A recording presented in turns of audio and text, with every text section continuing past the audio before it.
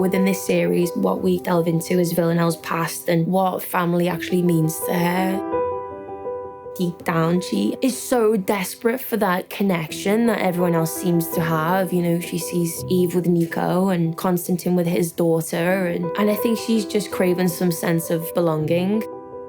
The challenge with the character of Villanelle is she's a psychopath, but dramatically, we need the character to grow. And really the turning point for her is when she goes back to see her family. There's something in her that needs to right that wrong somehow and find out really what happened.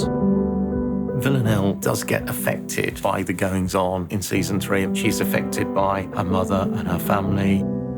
We see her evolve. In some ways, you don't expect a psychopath to evolve in. One of the things I think that we know is there are bits missing from a psychopath's makeup, that they don't have as much empathy as most people do.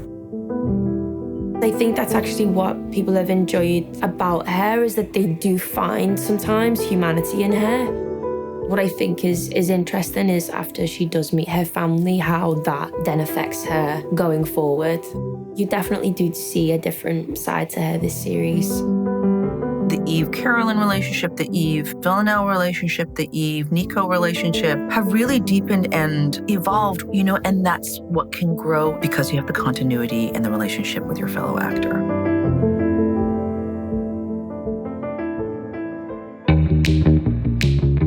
I think in Britain we find a lot of very dark things quite funny, and under stress we tend to make a joke out of it. And she's got a sort of similarly cruel sense of humour.